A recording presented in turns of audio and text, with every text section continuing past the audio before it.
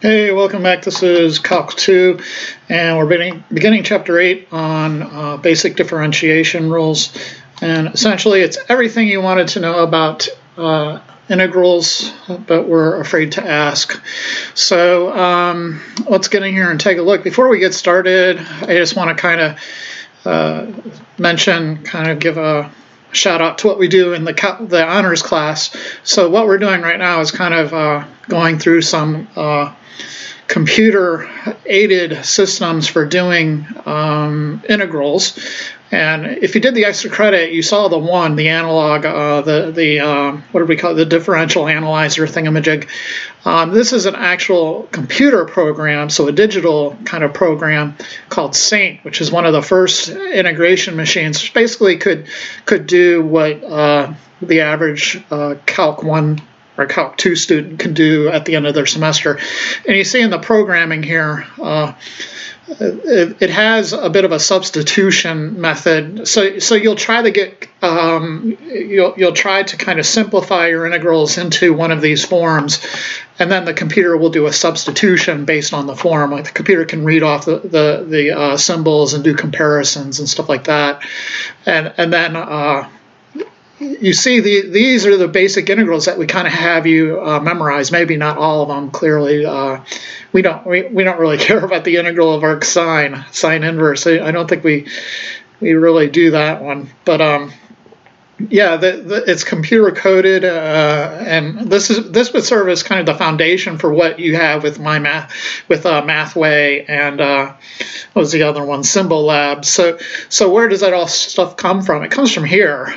Basically, there's kind of a tree method, and the computer will have sub goals, and it'll go through and kind of complete those sub goals. And what you see with Mathway is that every goal is kind of a step in an integral problem. In Mathway, it's printing out those goals, whereas in a computer program, normally it wouldn't print out the intermediate steps. But it literally thinks just like a college freshman, the way we teach you guys to think. It thinks just like that. And a lot of artificial intelligence, well, some of it, there's like 4 or 5 different kind of styles. So some of it is just kind of looking at how humans think and turning that into computer programs. And a lot of the research, I guess, that went on at the Rand Institute, maybe with the logic theorists, they call it, is one of the first programs for doing logical thought with a computer. All of that stuff is kind of based off of what they call like cognitive psychology. So I used to have friends that were psychologists and kind of make fun of them because they're not doing real. It's not a real major, but honestly, it is.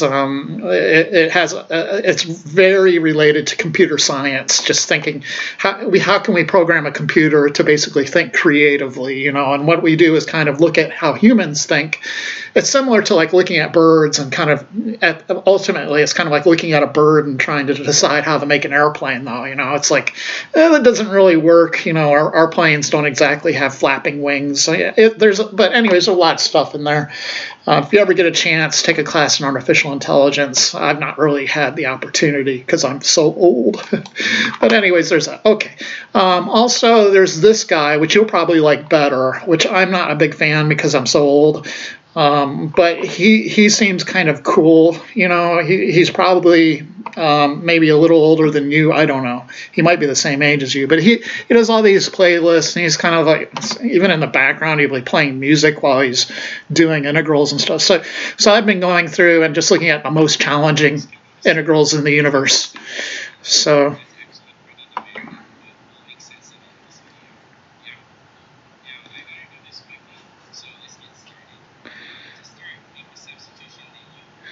So he's pretty cool, I guess, for younger folks. I'm almost 50 now, so I'm not young anymore, and I don't understand it. But I think you would probably find him entertaining if you're in your 20s.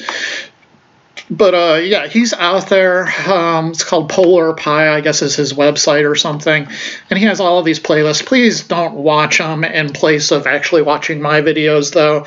I want you to learn my methods and my styles. And then in your own spare time, if you want to watch his videos, go nuts. But please don't, I need you to use my methods for the sake of just making sure you're doing your job and you're not cheating.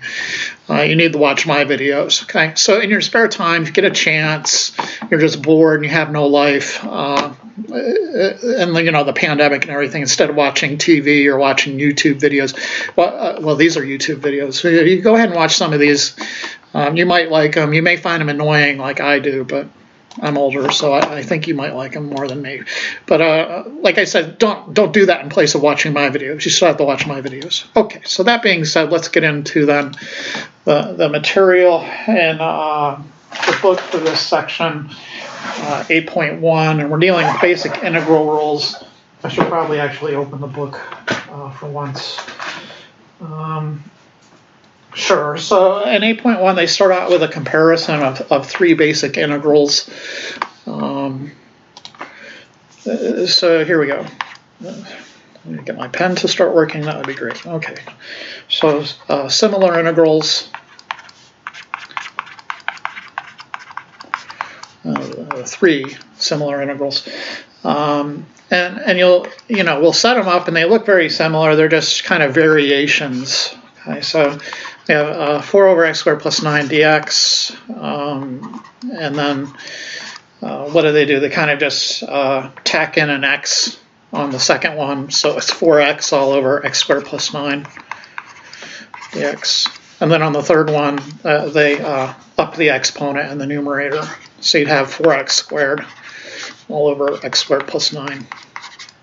Dx. So they look similar, and you can play around with, like kind of families of integrals. Something called a differential field, which if you're interested in, and why I can't actually integrate something like e to the negative x squared dx, you kind of have to study these things called differential fields.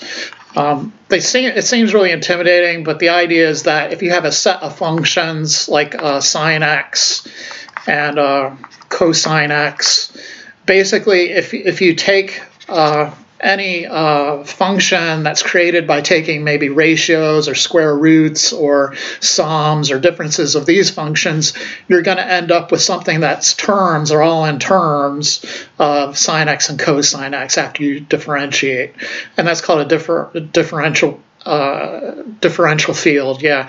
So in this case, if you take the derivative of sine, you just get cosine. You take the derivative of cosine, you just get kind of a version of sine, negative sine. But the idea is that it's closed, quote unquote, closed with respect to differentiation, and we'll maybe try to study that in our honors class. But it does take a bit of what they call abstract algebra to kind of get you there. But I think the idea that when you're working with certain sets, like the integers, like I'm sorry, I'm going way off topic, but it's not really that far off topic. I mean, this is still talking about calculus 2 to 3. Like if you're dealing with the integers, and if you add two integers, you're just going to get another integer, right? So these are the integers of the counting numbers, the negative counting numbers, and 0. So 1, 2, 3, negative 1, negative 2, negative 3, 0. If you add them together, you just get another number, right? So you get like 3 plus 1 is 4, and 4 is in here, right? 4 plus 5 is 9, and 9 is in there, right? So it's closed with respect to addition. It's closed with respect then to also multiplication. It's not closed with respect to division though, right? Because you could say 8 divided by 4 is 2, which is in there, but 4 divided by 5 is not in here. That's a rational number. So if you're dealing with what they call differential field and you have some functions like sine x and cosine x, this will form a differential field because no matter how you take the derivative, you're just going to end up with something else that's a sine or a cosine. Okay, and that's the concept, and that turns out to be why you can't integrate things like e to the negative x squared dx. You could show that that's not sort of what they'll call an extension of a differential field. Okay, so that's just to the side. It's really, really super interesting, but we just want to get the basics out of the way. So at the end of Calc 2, you should be masters at integration and differentiation and taking limits, I hope. Okay, that's what I hope for you. So anyways, let's take a look. This first guy is a tan inverse, right? So easy thing to do to kind of transform it would be to pull out the 4, and you're left with 1 over x squared plus 9. Dx, and if this was a computer program, that would be kind of one of our coded terms, right? I think it's probably in here somewhere. I'd be surprised if it's not. Oh, it's not. Okay, so maybe they wouldn't be able to do that one. I apologize. I thought it was in here. Okay, so we are 1 up on that program, I believe. So anyways, this is the form of a tan inverse, and of course the a value is 3, and the u value is just x, so there's no need to worry about doing du dx baloney. So anyways, it'll be 4 times 1 over a, which is 3, times tan inverse of u over a. Of course, u is just x over a, which is 3, and then plus your integration constant, and that's your answer basically, right? So that's 4/3 tan inverse of x over 3 plus c. Okay, great. Let's take a look at this next guy. So we can factor out a 4 again, and that transforms it into kind of a simpler integral. And you know, if we had a computer algorithm, this would be like our second part of the tree. So you'd have a top of the tree here with the integral, and then it kind of sub branches into these easier parts that we can deal with through simplification. But I'll shut up on that part. Okay. So here we have u sub is in order, right? So u for the denominator, x squared plus 9. Du is 2x dx. And then dx is du over 2x. And then we could do our subs. So this will become 4 integral x over u. And then dx, of course, is du over 2x. And the x's cancel. And you can pull out 1/2 and you get 2 integral of 1 over u du. So the computer program, when it does u subs, basically what it does is it first counts the number of symbols in the integral, and then it'll do the u sub. And if the number of symbols decreases, then it's good. Okay, then it sort of goes through the gate. So anyways, here we have then 2 ln absolute value. So we could do a substitution now for the integral using our basic list. And I know that one's in the list now, right? So 1 over u du somewhere has to be in here. It's this guy, right? The algorithm's a little different. That was in the beginning days when they didn't have all the little technicalities in it. Okay, so 2 ln absolute value of u plus c, and then you back sub. So you get 2 ln absolute value of x squared plus 9 plus c. Okay, so a little bit different, right? The third guy then, you probably have to do some sort of long division, right? So let's do long division. We can always factor out the 4 if you wanted to, but I'm just going to keep the 4 in there for the heck of it. So 4x squared divided by x squared plus 9. If you want to, you could use placeholders. It's not necessary. So what times x squared is 4x squared? Well, that's just 4. So 4x squared plus 0x plus 36. And then you subtract these, and you're going to get negative 36. So that's pretty easy. Your new integrin then can be you can substitute in now. What is it? 4 minus 36 all over x squared plus 9. And then dx. And then the first integral is kind of done. The second integral is just going to be one of these integrals over here. So you have 4x minus, you can factor out the 36, and then you have 1 over x squared plus 9, which is going to be this. So let's just borrow that, right? So times 1/3 tan inverse of x over 3 plus c. And then we could simplify it, so you get 4x minus 12 tan inverse of x over 3 plus c. Okay.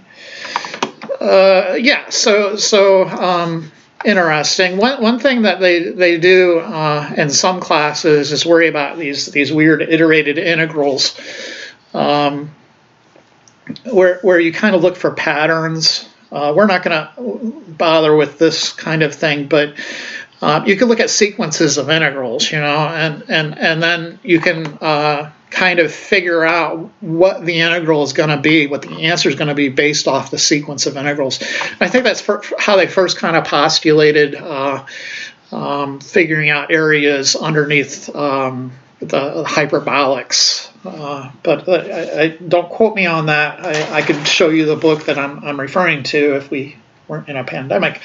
But yeah. So anyways, and the rest of this section, what I kind of want to what I'm just going to focus on are the little tricks that I hope you have kind of kind of accumulated in your toolkit. So obviously you should know how to do U subs. You should know how to pull out constants, factor out constants. We should know how to do completing the square. We should know how to do polynomial division. Okay, all that good stuff. Separating the numerator. So let's look at maybe an example of that. Separating the numerator. And in particular, let's look at this guy. We have 1 plus the cosine of alpha all over sine of alpha, d alpha. So basically, this is just the reverse of finding the common denominator, right? So and you could pull apart that rational function inside the integrand and have 1 over sine alpha plus cosine alpha over sine alpha. And that'll look like this. 1 over sine alpha, and then you can split it into two integrals, d alpha plus the integral of cosine alpha over sine alpha, d alpha. And then you use your basic properties of trig functions to rewrite these, and hopefully you'll know how to integrate them, right? So 1 over sine is cosec, butchered that, alpha d alpha plus integral of tan, oops, that's cotan. Integral of cotan of alpha, that should be a d alpha, not d theta. Okay, and so cosecant is a lot like the secant integral, so it's an ln of cosecant plus cotan, but with a negative in front of it.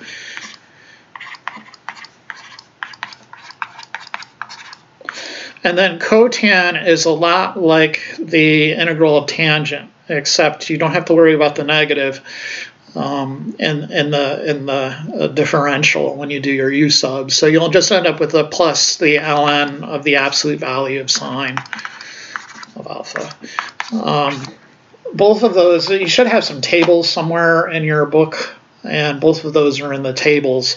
I wouldn't expect you to remember those. I expect you to remember secant and tan. Probably not so much secant, but definitely tan as the negative ln of cosine or ln of secant, right? Okay. Anyways, let's look at another completing the square problem. Those are always fun. So section 1, 2, 3. Completing the square. And take a look at that. So in our example, we have the integral of 4 all over 4x squared plus 4x plus 65 dx. And you could factor out the 4, but let's go ahead and just complete the square first. So the issue with completing the square here is you kind of have to have a leading coefficient of 1. So to pull this off, I'm going to factor out 4 from the first two terms. I have x squared plus x, and then plus I don't know what. And then you immediately subtract I don't know what, but you have to multiply it by 4, because literally what you're adding in is 4 times this thing. So you need to subtract 4 times that thing. Okay? And then you have the plus 65. So what is that thing that goes into that little slot there?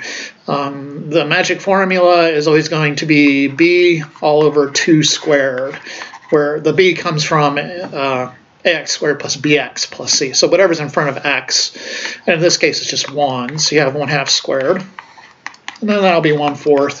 So we'll plop that in there, and immediately also plop it in there.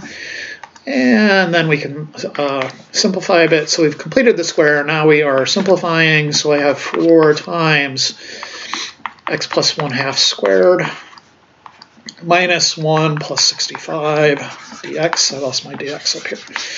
And then go ahead and simplify a bit more. So I have 4 times x plus 1/2 squared plus now 64. And the denominator you can factor out 4.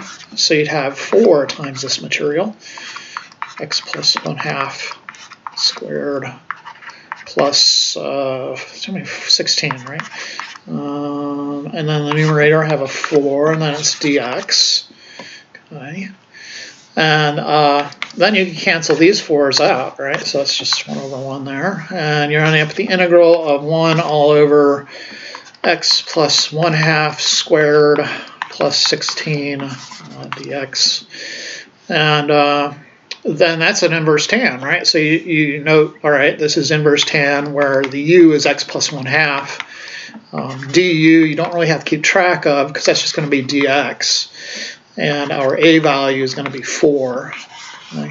So at the end of the day, I'm going to have 1 all over a times tan inverse of u, which is x plus 1/2, all over a, which is 4, and then plus c.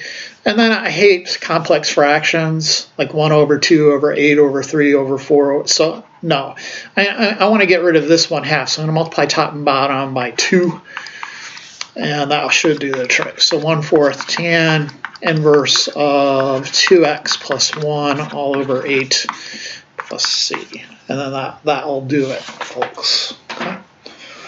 Okie dokie. For those of you who hate long division, there are other tricks. Okay, so back here we did long division, but there are actually other ways to go about doing that. And one way is this trick is kind of adding and subtracting something in the numerator. Don't really know what to call it, but that's add, subtract terms. Maybe I should call it ghost terms in numerator, but maybe next year, right? Okay. So this is going to be the video quiz problem. Okay, so video quiz problem here. The integral of x, so this is the first problem. I think it's homework 4, video homework 4. Should include 81, 82, 83, 84. Okay, so anyways, we have x squared all over x minus 1 dx. Okay, so literally we could do long division, but there are other paths. Okay, so one way is to kind of subtract 1 and then add 1. So it takes a bit of cleverness on your part. Then we can butterfly this thing into 2 integrals. So the integral of x squared minus 1 all of, sometimes it's a little more work. I mean, long division is just easier, but then you got to remember how to do long division, and that's kind of can be a bridge too far on a test sometimes. But anyways, let's take a look at this guy. So x minus 1 squared, you can factor that, right? It's x minus 1 times x plus 1 all over x minus 1 and then dx plus the integral of 1 over x minus 1 dx, which that's just an ln, natural log guy. Okay, so that's gone, that's gone. The integral of x plus 1 dx plus, if you want to do a u sub, you can. You know, the u sub here for x minus 1, and then the du is just dx, right? So dx, you know, is du. Oh, okay, that's very informative. So you go 1 all over u times du, and then we could go ahead and integrate that character as ln via a substitution from our elementary list of integrals. I don't know why I didn't do that integral, but there you are. ln absolute value of u plus c. Integral of x is just x squared over 2. Integral of 1 is x, and then plus ln back subbing x minus 1. Okay, so that little trick is handy. It can get you out of a jam. They usually don't teach you to do that in the Calc 2 class, but there it is. If you watch that Polar Pie guy, he does all kinds of crazy stuff. You really got to check him out. But let's move on to another thing. This one I call, or the book I think calls Pythagorean conjugates.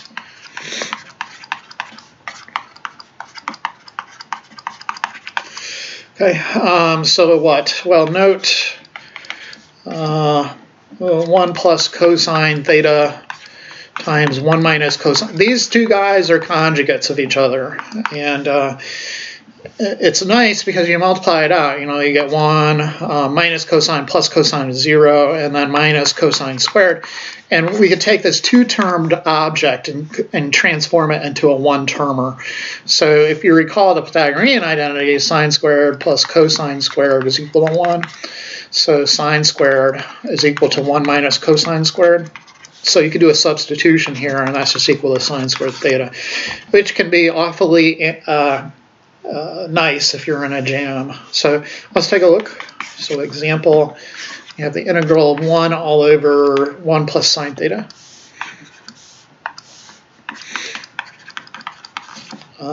D theta. Okay, so I'm going to multiply top and bottom by Pythagorean conjugate of 1 minus sine theta.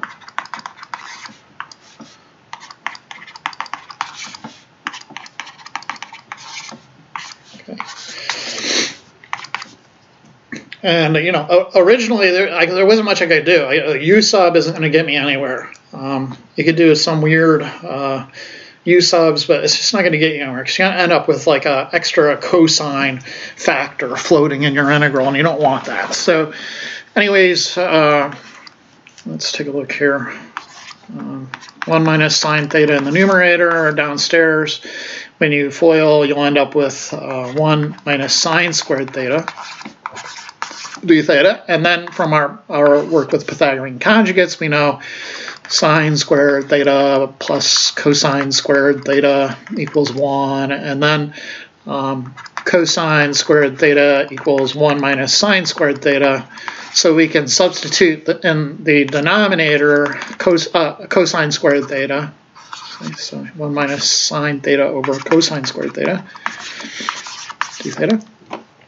And so what? Well, that will allow us to go ahead and butterfly, right? So we'll end up with the integral of 1 over cosine squared theta d theta minus the integral of sine theta over cosine squared theta d theta. And now we have some trig integrals.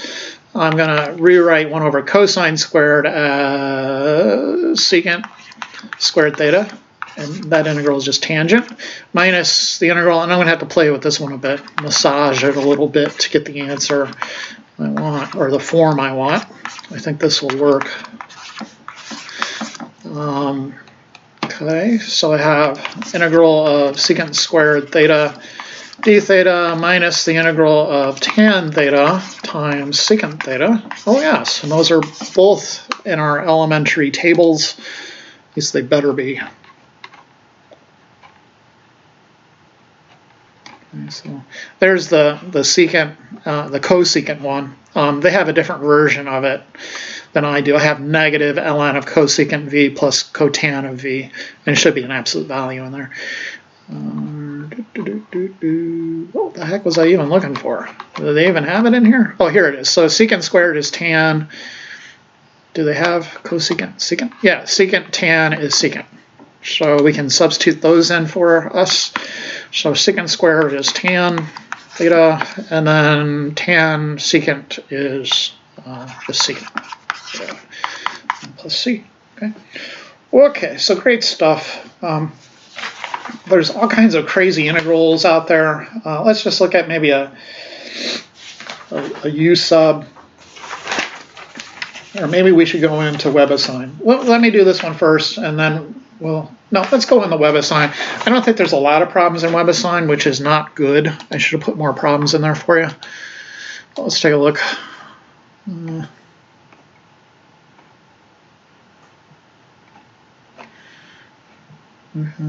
So these are just some basic ones. Maybe do some long division on that guy. Not this guy. This one looks weird.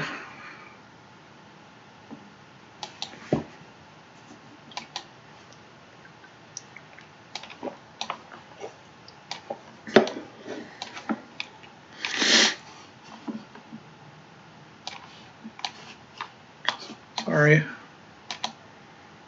Adjusting my screen here. So I have the integral of some weird number all over e to the negative x plus 1 dx. And you could try to do a u sub, but you're going to end up with an e to the negative x floating around, and you need to get rid of all the x material, right? So that's not going to be a good way to go about it. And the good way to go about it, I think, I'm not 100% sure, but is to multiply it top and bottom by e to the x. And so let's see if that works. E to the x down here, e to the x up here, dx. And what do we get? So the integral of 169 e to the x all over this times this. Remember, you're adding exponents when you multiply like bases. So e to the x times e to the negative x is e to the x minus x, which is e to the 0, which is 1. So we have 1 and then plus e to the x dx. And then we could do a u sub for the denominator. So you let u be 1 plus e to the x. du is e to the x dx. And dx is du over e to the x. Okay. So I got 169 e to the x all over u times dx, which is now du over e to the x. I can remove the e to the x's. And then I can also factor out the 169. So I got 169 integral of 1 over u du. That's one of our favorite integrals. Even the computers know about it at this point. Where is my favorite integral? There it is, ln, but you need an absolute value in there, guy. All right, so this will be 169 ln absolute value of u. We'll see, and then you just back sub. So 169 ln absolute value 1 plus e to the x plus c, and everybody should be happy for that. You see in the answer they don't have the absolute values around there. That's because 1 plus e to the x will always be greater than 0. E to the x by itself is greater than 0. And then if you add 1 on both sides to that inequality, e to the x plus 1 is actually always greater than 1. So e to the x, remember what the curve looks like. It looks like this. So it's always greater than 0. There's nothing you can put in the exponent to make it equal to 0. It's just always greater than. So you don't technically need the absolute values, and that's why you don't see it in the answer there on the right, if you can read that. Let's look at the next one. 44 all over square root 18x minus x squared dx. Okay, this is going to require complete the square. Complete the square. Okay, so I need that leading positive coefficient, and that will mean I have to factor out a negative. So I'll have x squared minus 18x, and then you're going to add something in there. Yes, I know. Add something in there.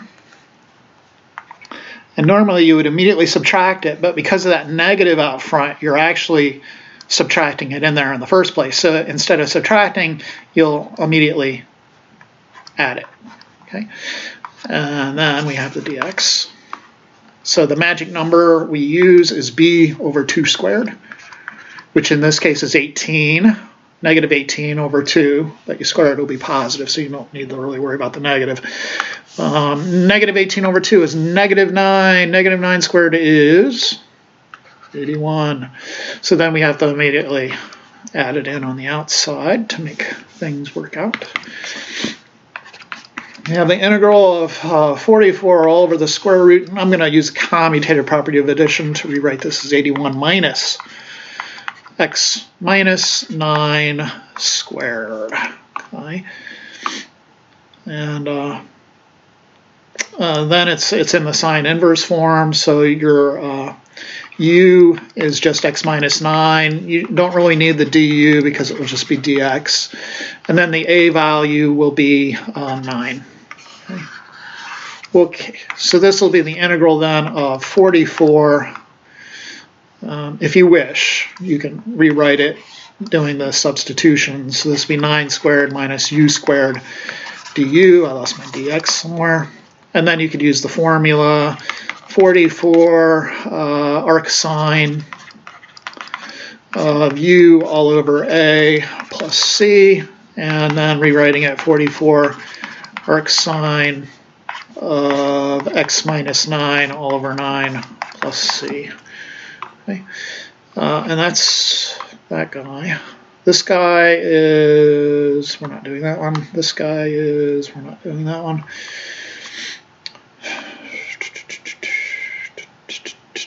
This one, number 10 is one of those Pythagorean conjugates. 11, you got to complete the square. Number 12 is just a u sub.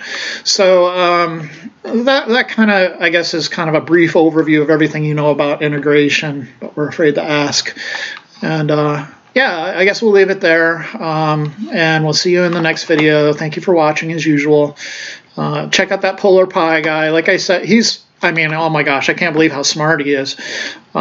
You should really, if you get a chance, check him out. But like I said, don't watch him instead of me. He could probably replace me in a nanosecond, I'm sure. But please, please, please don't do that. You gotta do things like I'm doing them and that sort of stuff. So just watch him for entertainment. And I mean, he's really smart. You can learn a lot. But okay, I'll leave it at that, and we'll see you next time.